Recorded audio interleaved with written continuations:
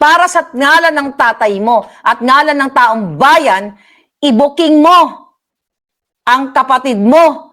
Ikaw mismo ang magsabi na adik siya. Ikaw mismo ang magsabi na bangag siya. Hindi yun na-redeem ang pangalan nyo. Aminin mo na lumuhod ka kay Pangulong Duterte.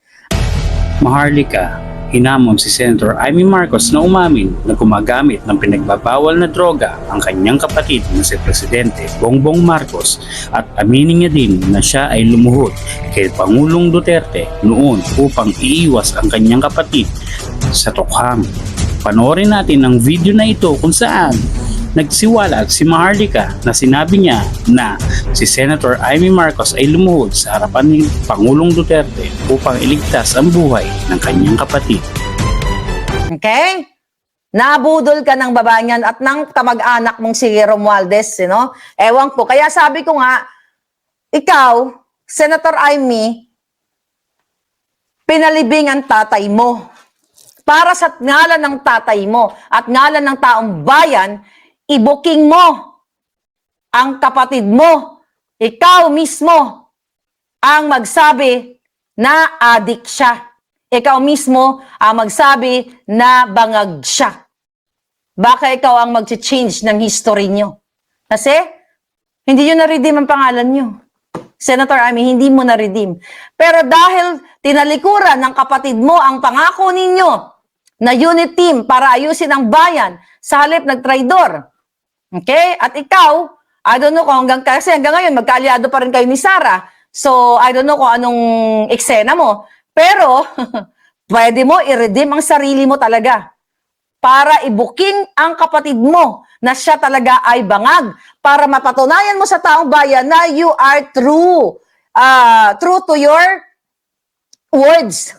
Okay? Na para sa bayan, para sa lelong mo o tatang mo. So, aminin mo na lumuhod ka kay Pangulong Duterte.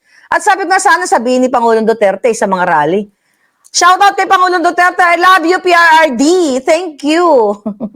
Thank you. Alam mo na na very emotional ako nung umakyat si PRRD doon sa parang makeshift lang na hagdan doon sa truck nung sa Maisog. Imagine mo, walang arte-arting lolo natin. Umakyat doon, si Kuting, magaganon-ganon ba doon? Hindi. So I hope, ako talaga, alam ko si Pangulong Duterte, maraming pasabog ng bonggang-bongga. Sana i-booking ni Pangulong Duterte na totoo ito na lumuhod sa kanya si Amy Marcos. Na nakiusap, na nagmakaawa, na wag isama si Marcos Jr. dahil nakita na nga ni Pangulong Duterte na si Marcos Bangag ay nasa narco list. Imagine nyo, 2021 pa lang sinabi na ni Pangulong Duterte yun. Hindi nga tayo naniwala, tayo mga nabudol. Pag inamin ni Pangulong Duterte na yes, yung ngangabels ng Maharlika na yan, talagang hindi ko alam saan nakakakuha ng impormasyon na yan. Yes, lumuhod si Amy sa kanya. Nagmakaawa. Pag sinalansan mo ang mga pangyayari, kasi nga somehow, I think, tinulungan, naging campaign, donor ni Pangulong Duterte, si Senator Amy, kaya naging alay siya. Ganoon naman sa larangan ng politika. Nakikita mo to na si Duterte talagang grateful siya sa mga taong, nakatrabaho niya o kakampi niya. Pero itong hunghang na Marcos Jr. at itong asawa niya, at si Tambalusos, punong-puno. Okay, ng pagiging bangag, paghihiganti lahat, mga walang utang na loob. Kung kaya nilang gawin kay Duterte ang pangharas, kaya nilang gawin kay Vic Rodriguez, kay Glenn Chong, kay Maharlika, na sinabi na rin mismo ni Amy na nalungkot siya dahil ako ay nagsasalita at ako ay pinaka-loyalista. Sinabi mismo ni Amy Marcos yan, ni Senator Amy. Eto, paano pa to si Marcos Jr. bangag? Paano niya suklian ang taong bayan? Kung mismo itong mga taong nandoon sa kanya, tumulong, ayan na lang si Inday Sara. Nanalo si Marcos Jr. dahil kay Inday Sara.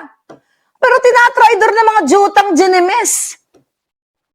Maintindihan natin na tayo mga ordinaryong tao na hindi naman tayo politiko, Na yes, ganun talaga sa politika, magkakampi sila, talaga magtutulong-tulungan sila ng bonggang-bongga. Oh, pero hindi eh. Yung kay Marcos Jr., dinatraidor niya lahat. Yung mga taong matitino. Ang nakikipag-alyansa siya, yung mga taong sindikato. Katulad yan sa PAGCOR, yan, tahimik sila, ang laki ng tinitipak nilang pera linggo-linggo. Sa Bureau of Customs, kay Rubio, kay Santiago, sa PPA, sa Agriculture, lahat. Lahat ng inupo ni Marcos Jr. dyan ay kasabwat niya sa mga illegal na negosyo na pinagkikitaan nila sa gobyerno. Kaya wala kayong mapapala. Hindi gaganda ang buhay ng Pilipino dahil mismo kung kayang traidorin ni Marcos Jr. si Sara na talagang kinulit-kulit nila at si Amy ang nagkulit-kulit dyan dahil, you know, maybe maganda yung usapan nila na we will do this, we will do this. Later on, pag nanalo tayo, pero mas tuso ang ahas. Yan ay si Lisa Ahas Tanas. Kaya nga, pinasok ang smuggling eh. Paul ang kidnapping, lahat na eh. See? Anong gagawin natin kay Amy? Pigain natin. Mapipiga ba natin siya? Kung di natin siya mapipiga, edi antayin niya na lang yung hagupit. Kung di siya mapipiga, antayin niya yung hagupit. Basta ready lang kayo lahat pag lumabas na yung mga hagupit. Hagupit ng langit. O, kahit anong sinungaling nyo ngayon, Kuting, kahit anong sinungaling nyo, pagtatakip mo, nasasabihin mo na si Morales ay jukebox na yan. Ilalabas muna natin ang mga iyak ng bata. Pero you'll never know, sa May 13, baka ilabas yung CCTV.